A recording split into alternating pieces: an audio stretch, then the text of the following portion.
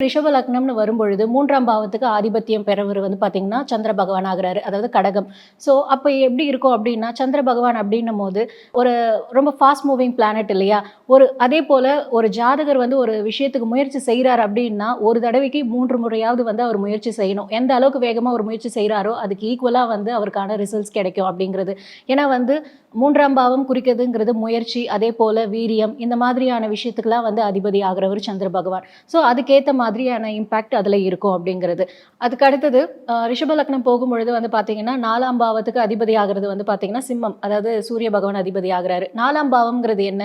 பொதுவா வந்து தாய குறிக்கும். அதேபோல வந்து வீடு, வண்டி, வாகனம், அதேபோல சுகம் சார்ந்த விஷயங்கள் இது எல்லாத்தையுமே குறிக்கிறது வந்து பார்த்தீங்கன்னா, 4ஆம் பாவம். அப்போ இங்க இந்த 4ஆம் பாவம்னு எடுத்துக்கும் பொழுது சூரிய பகவான் அதிபதி ஆகுறாரு இல்லையா?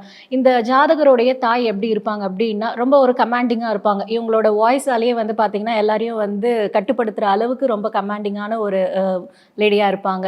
ஸோ அவங்களுக்கு வந்து பார்த்தீங்கன்னா, இந்த மாதிரியான காரகத்துவம் ஒரு ஒத்துப்போகும். அதுக்கு அடுத்து வந்து பார்த்தீங்கன்னா, வீடு, சொத்து, சுகம் இந்த மாதிரியான விஷயங்கள் எல்லாமே வந்து பார்த்தீங்கன்னா, ரொம்ப சிறப்பா அமையும். அதேபோல சிம்மத்துக்கு அதிபதி சூரியன். ஸோ சுகஸ்தானத்திற்கு வந்து சூரியன் அதிபதி ஆகுறதுனால, உடல் சார்ந்த உபாதைகள், அதேபோல உஷ்ணம் இந்த மாதிரியான விஷயங்கள்ல உடல்ல வந்து பிரச்சனை ஏற்படுத்துமானா, கண்டிப்பா ஏற்படுத்தும். ஸோ அதில அவங்க கான்சன்ட்ரேட் பண்ணணும் அப்படிங்கிறதையும் சொல்றோம்.